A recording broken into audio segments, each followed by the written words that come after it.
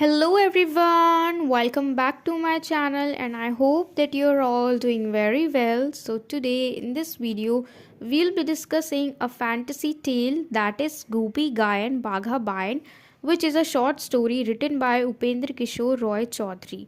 So before the short story goes on, let's quickly see the introduction to the author, that is Upendra Kishore Roy Chaudhary. तो जब इनका जन्म हुआ था तब इनका नाम इनके पेरेंट्स द्वारा रखा गया था कमोदा रंजन रॉय इन 1863। ठीक है, लेकिन 5 साल बाद जब इनको इनके रिलेटिव्स ने अडॉप्ट किया तब इनका नाम पड़ा उपेंद्र किशोर रॉय चौधरी, जो कि अभी तक चल रहा है। ठीक है, तो ये एक आर्टिस्ट थे, एक स्टोरी टेलर थे, बहुत ही अच्छे स्टोरी टेलर थे और ये अपनी कहानियों में, अपनी राइटिंग्स में हमेशा एक ऐसे वर्ल्ड को दिखाते थे जो कि फुल ऑफ मैजिक था, यानी जादुई दुनिया को दिखाते थे और बंगाली फोक टेल्स को भी मेंशन किया करते थे। अब क्योंकि ये खुद भी बंगाल से ही थे, ठीक है, और अभी जो हम शॉर्ट स्टोरी को डिस्कस करने वाले हैं ये भी एक बंगाली फैंटेसी टेल है। ठीक है, और इनकी कहानी में जो भी कैरेक्टर्स होते थे, इनकी राइटिंग्स में जो भी कैरेक्टर्स होते थे वो सारे रियलिस्टिक होते थे and they always represent the society of the time. And being an artist ये अपनी फोक टेल्स के लिए, शॉर्ट स्टोरीज के लिए, राइम्स, मिथोलॉजिकल टेल्स के लिए खुद ही सारी ड्राइंग्स को बनाया करते थे। तो this was the little introduction to the author. अब हम अपनी कहानी को स्टार्ट करते हैं, लेकिन उससे पहले हम एक बार कैरेक्टर्स को देख लेते हैं, जो कि सिर्फ 2 ही मेन कैरेक्टर्स हैं हमारी इस पूरी कहानी में। पहला है गोपी, दूसरा है बाघा। तो गोपी का जो सरनेम है ना वो है कायन, गोपी कायन, लेकिन हमने टॉपिक में देखा गोपी गायन। तो ऐसा क्यों है हम अभी जानेंगे जब स्टोरी को पढ़ेंगे। ठीक है, तो इसका रियल नेम है गोपी कायन और इसके फादर का नाम है कन्नू कायन। तो कायन इनका सरनेम है, गोपी कायन और कन्नू कायन। और दूसरा है बाघा बायन और इसके पिताजी का नाम है पांचू पायन और इसका नाम है बाघा बायन, क्योंकि ये जो ड्रम है वो बाघ की तरह बजाता है, यानी बजाते वक्त तो बहुत ज़्यादा शोर करता है। तो अब हम अपनी समरी को स्टार्ट करते हैं। तो ये कहानी जो है 2 बच्चों के साथ शुरू होती है। ठीक है, पहला है गोपी कायन और दूसरा है बाघा बायन। तो पहले हम गोपी कायन के बारे में जान लेते हैं।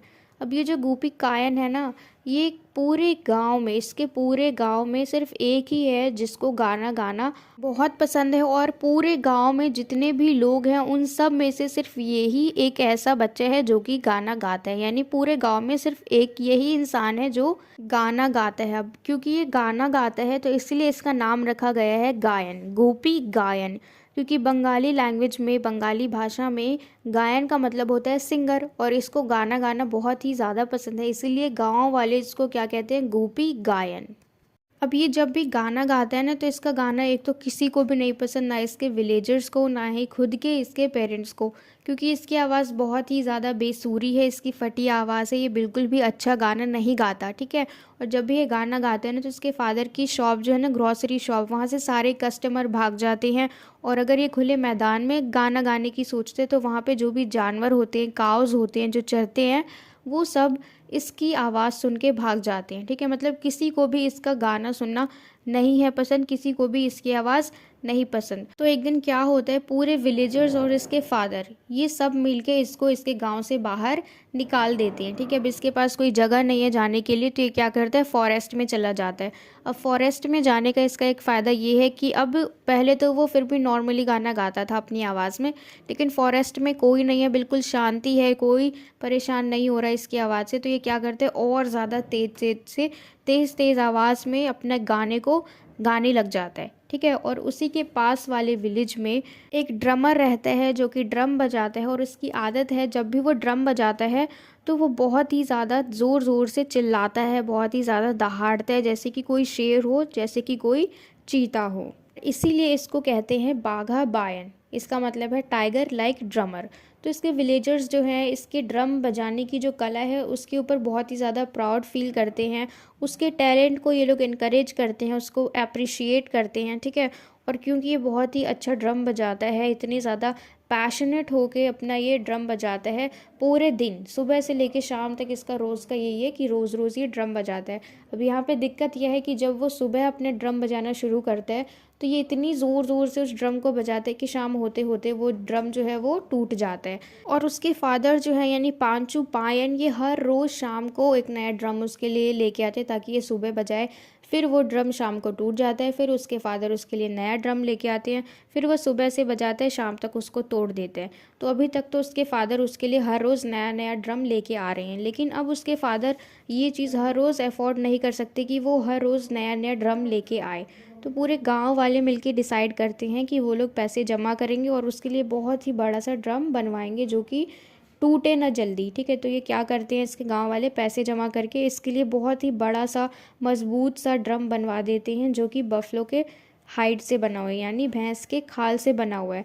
और ये बहुत ही ज़्यादा एक्साइटेड हो गया बाघा उसको देख के, उस पूरे ड्रम को देख के जो इतना बड़ा सा है, मजबूत सा है। तो वो उस ड्रम को बजाने लग जाता है। ठीक है, डे एंड नाइट यानी कॉन्टीन्यूसली हमेशा बजाता है वो।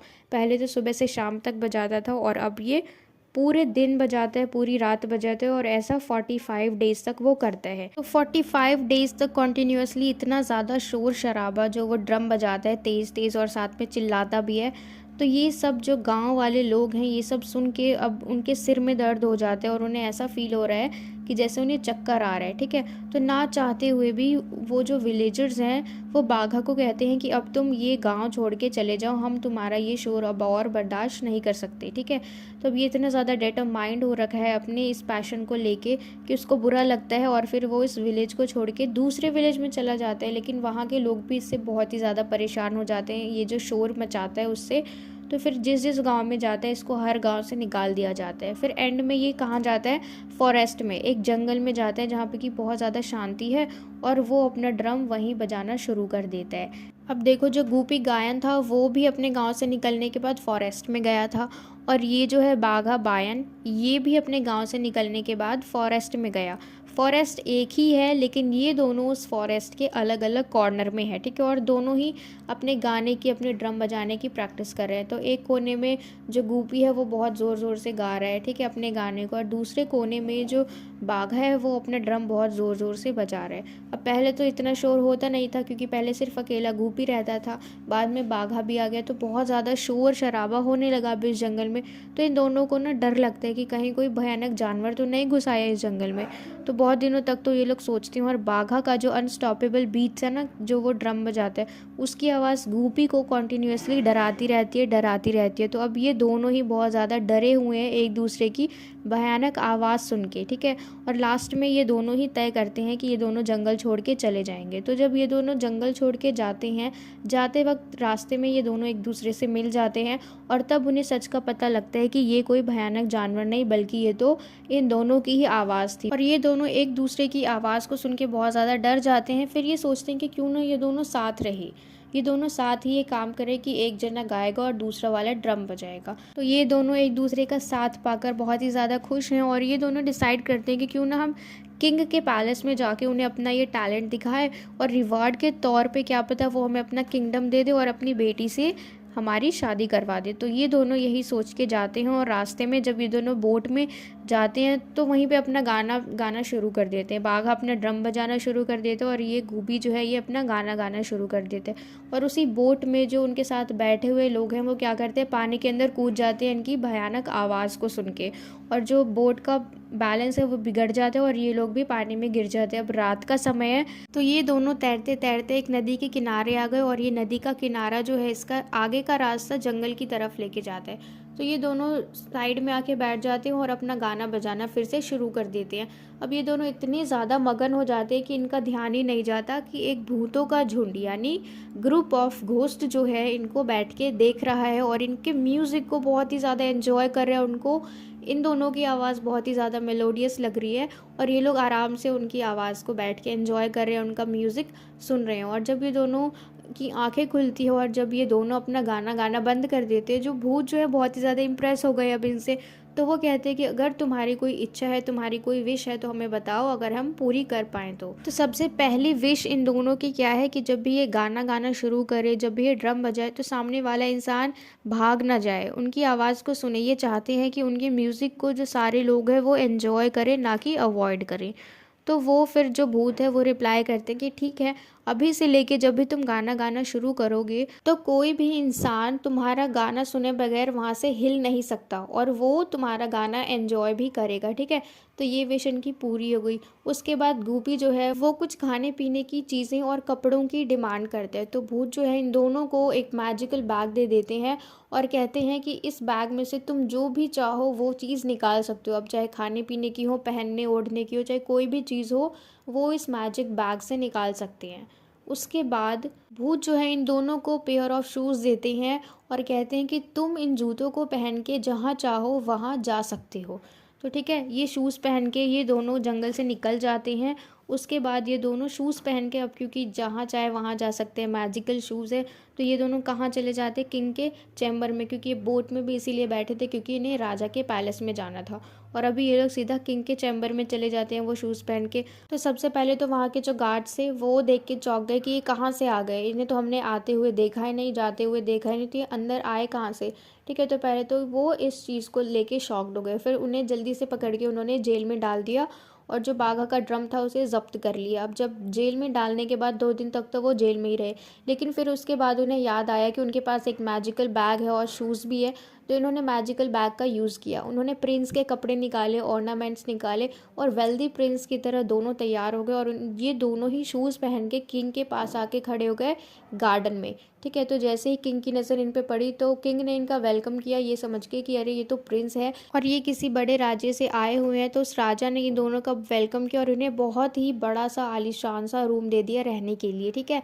तो कुछ दिनों तक तो ये आराम से रूम में रहे, लेकिन फिर कुछ दिनों बाद बात चलने लगी कि जो 2 चोरों को हमने पकड़ के जेल में डाला था वो दोनों चोर अचानक से गायब हो गए। उन्हें जाते हुए किसी ने नहीं देखा, किसी ने जेल का ताला भी नहीं खोला। तो ये दोनों गए कहाँ पे, ठीक है। तो पहली तो अचंभित बात ये थी, सबको शॉक करने वाली बात ये थी कि ये दोनों चोर गए कहाँ। अब ये दोनों चोर कौन है, बाघा और गोपी, लेकिन ये दोनों प्रिंस के गेटअप में है, कोई इन्हें पहचान नहीं रहा, ठीक है। तो अब जब सारे बैठे हुए हैं राजा के साथ, ये दोनों भी वहीं पे बैठे हुए हैं उस सभा में, तो एक आदमी खड़े होके बोलता है उस ड्रम के बारे में कि अब उस ड्रम का क्या किया जाए, क्या हम इसे जला दें, क्योंकि वो दोनों चोर तो भाग गए हैं, तो इस ड्रम का क्या करें। तो इस ड्रम का नाम सुन के बाघा जो है वो बहुत ही ज़्यादा, एक तरीके से हम कह सकते हैं, परेशान हो जाता है, क्योंकि वो उसका ड्रम है, उसका पैशन है वो, ठीक है। तो वो एक रास्ता निकालते हैं कि सबका ध्यान भटक जाए और वो ज़ोर ज़ोर से चिल्लाने लग जाता है, बहुत ज़ोर से शोर मचाने लग जाता है और सबका ध्यान भटक जाता है और वो ड्रम उठा के वहाँ से ये दोनों ही भाग जाते हैं उसी आलीशान रूम में जो इन्हें राजा ने दिया था, ठीक है। उसके बाद जब ये दोनों अपने रूम में रहते हैं तो सारे जो लोग हैं ना वहाँ के राज्य के, उनको शक होता है कि ये दोनों जो प्रिंस हैं ये लोग बहुत अजीब बिहेवियर करते हैं और एकदम से गायब हो जाते हैं। जब हमने उन चोरों को पकड़ा था तो वो भी 2 चोर थे और ये जो हैं ये भी 2 प्रिंस हैं, तो इन सबको शक होता है और इन्हें लगता है कि ये लोग भूत हैं, ठीक है। तो फिर ये लोग प्लान बनाते हैं राजा के साथ कि इन दोनों को कंट्री होम में शिफ्ट कर दिया जाएगा, राजा के कंट्री होम में, और उस पूरे कंट्री होम को जला दिया जाएगा। लेकिन अब क्या होगा, जब ये लोग जलाने की बात करते हैं तो ये लोग कंट्री रूम में तो हैं लेकिन शूज़ पहन के ये लोग बाहर आ जाते हैं। और बाहर कहाँ आ जाते हैं, उसी जंगल में जहाँ पे ये दोनों एक दूसरे से पहली बार मिले थे,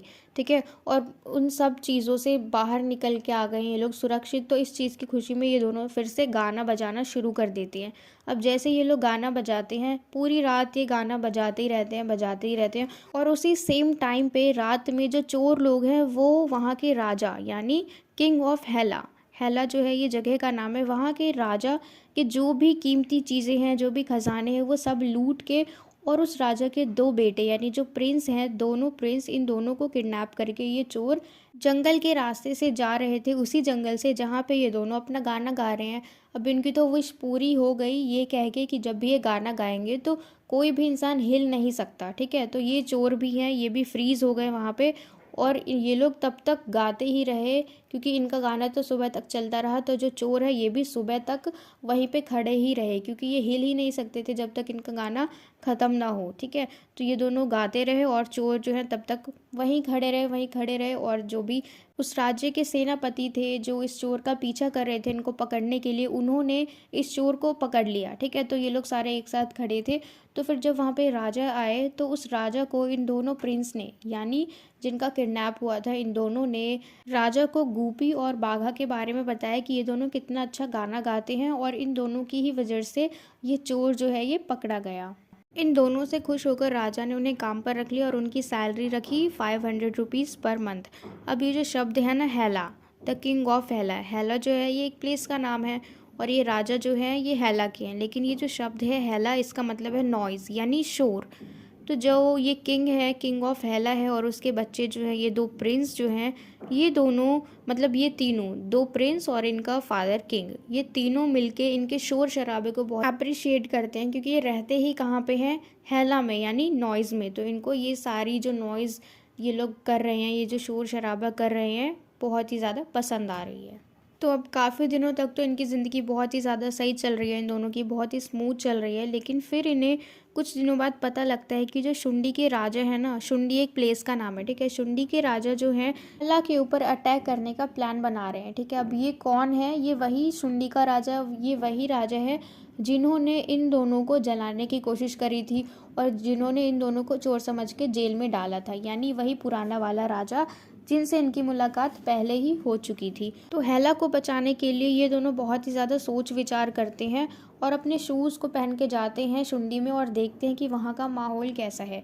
तो जब ये लोग देखते हैं कि शुंडी के लोग जो हैं वो पूजा पाठ में लगे हुए हैं, बहुत ही ज़्यादा वो प्रेयर कर रहे हैं, प्रार्थना कर रहे हैं भगवान से, किस लिए, क्योंकि इनका जो वार होने वाला है, ये लोग जो अटैक करने वाले हैं अभी हेला पे, उस युद्ध को ये लोग जीत जाएं, इसीलिए प्रार्थना कर रहे हैं भगवान से, पूजा कर रहे हैं उनकी। तो ये चीज़ देख के गुपी और बाघा के मन में एक आइडिया आता है। अब ये लोग क्या करते हैं, अपने मैजिकल बैग से बहुत ही बड़े बड़े मिठाइयों के पॉट निकालते हैं, यानी बहुत ही डिलीशियस मिठाइयों के बड़े बड़े पॉट्स निकालते हैं और वो लोग उसका क्या करते हैं, वहाँ के यानी शुंडी के कोर्ट यार्ड में रख के आ जाते हैं। तो पूरे गांव वाले जो हैं, अब शुंडी के जो लोग हैं वो क्या समझते हैं कि हमने पूजा करी ना, इसलिए भगवान ने प्रसन्न होके हमें ये मिठाइयाँ दी, ठीक है। तो सारे लोग खाने लग जाते हैं और क्योंकि ये बहुत ही ज़्यादा डिलीशियस है तो ये बात पूरे गांव में फैल जाती है इन मिठाइयों के बारे में। और जैसे ही शाम तक राजा भागे भागे आते हैं इन मिठाइयों के पास, तब तक ये पूरा जो मटका है ये खाली हो जाता है, ठीक है। फिर वो अगले दिन का इंतज़ार करते हैं और अगले दिन में ये लोग सेम चीज़ करते हैं, उन मिठाइयों को कोर्टयार्ड में रख के आ जाते हैं। अब जैसे ही वहाँ पे राजा आता है और खाता है तो बहुत ही ज़्यादा डिलीशियस है, बहुत ही ज़्यादा टेस्टी है, तो वो झूमने लग जाता है खुशी से। जैसे ही राजा आंखें बंद करके खुशी से झूमने लग जाते हैं, उसी वक्त ये दोनों, बाघा और गुपी, ये दोनों अपने शूज़ पहन के और अच्छे से प्रिंस की तरह तैयार होके, बहुत ही ज़्यादा ऑर्नामेंट्स पहन के, गहने पहन के आते हैं। दोनों ही इनके एक एक हाथों को पकड़ के शुंडी के राजा को हेला के राजा के पास लेके चले जाते हैं। अब ये लोग इतना तैयार होके आए हैं तो बाकी सारे लोग जो हैं वो क्या समझ रहे हैं कि भगवान ने इनको भेजा है ताकि हमारे राजा को स्वर्ग में लेके जा सके, यानी उनको लग रहा है कि अब इनके राजा को हेवन में लेके जाया जा रहा है इन दोनों के थ्रू। और ये दोनों इस राजा को, शुंडी के राजा को हेला के राजा के पास जाके पेश करते हैं। उसके बाद जो राजा है, हेला के राजा, इन दोनों को बहुत ही ज़्यादा थैंक यू बोलते हैं, इनका धन्यवाद करते हैं और वापसी में यानी इनाम के तौर पर वो अपनी दोनों बेटियों की शादी इन दोनों के साथ करा देते हैं और आधा शुंडी यानी आधा राज्य इन दोनों के नाम कर देते हैं। और इसी के साथ हमारी ये कहानी एंड होती है और मुझे पूरी उम्मीद है कि आपको ये बहुत अच्छे से समझ में आ गया हो, आपको हर चीज़ क्लियर हो गई हो। And if so then please let me know in the comment box if you like this video and share it with your friends as well so that they can get help from it. And don't forget to subscribe my channel. Until we meet in the next video, keep learning.